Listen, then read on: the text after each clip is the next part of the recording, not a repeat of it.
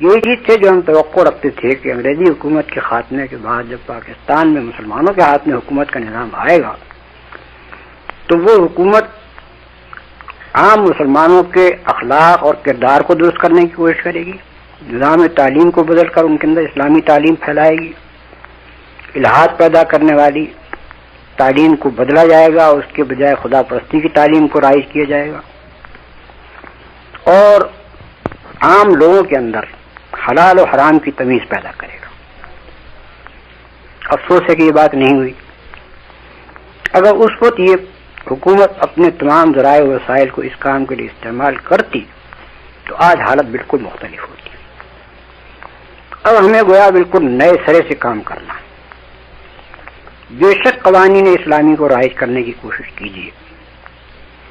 قوانین اسلامی کو مدون کیجیے تاکہ ہماری عدالتیں ان کے مطابق فیصلے کر سکیں، لیکن سب سے زیادہ زور جس بات پر صرف کرنا چاہیے وہ یہ ہے کہ اسلامی تعلیم صحیح معنوں میں ہمارے تمام مدارس اور ہماری تمام کالجوں اور یونیورسٹیوں میں دی جائے۔ ذرائع ابلاغ کو بجائے فحش پھیلانے کے، بجائے بد اخلاقی اور جرائم پھیلانے کے، مسلمانوں کے اندر اسلامی عقائد کو مضبوط کرنے کے اوپر صرف کیے جائے، اور ان کو یہ بتایا جائے کہ اسلامی اخلاق کیا ہے اور کافرانہ اخلاق اور اسلامی اخلاق میں فرق کیا ہے۔ جیسا کہ میں نے ابتدا میں بیان کیا تھا کہ اسلامی نظام قائم ہی اس معاشرے میں ہوا تھا جس کے اندر سب سے پہلے ایمان کو مستحکم کیا گیا تھا، اور اس کے بعد اسی ایمان کے اوپر پورے اخلاقی نظام کی، پورے معاشرتی اور معاشی نظام کی عمارت اٹھائی گئی تھی۔ اب اگر ہم اس مثالی دور کی طرف پلٹنا چاہتے ہیں تو ہمیں اسی ترتیب سے پلٹنا چاہیے۔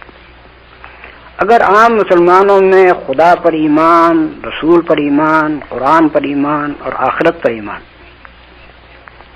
یہ مضبوطی کے ساتھ بٹھایا نہ جائے گا،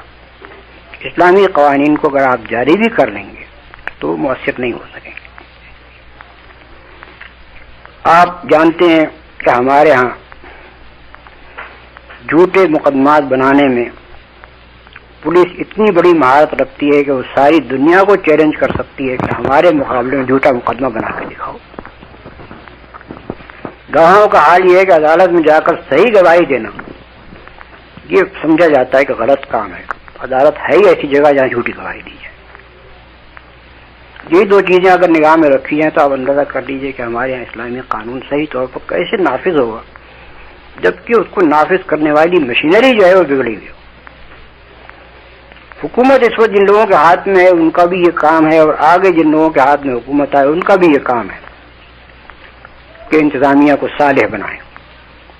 تعلیم کا نظام درست کریں، اور تمام ذرائع وسائل صرف کر دیں اس بات پر کہ مسلمانوں کے دلوں میں ایمان بٹھایا جائے اور ان کے اخلاق درست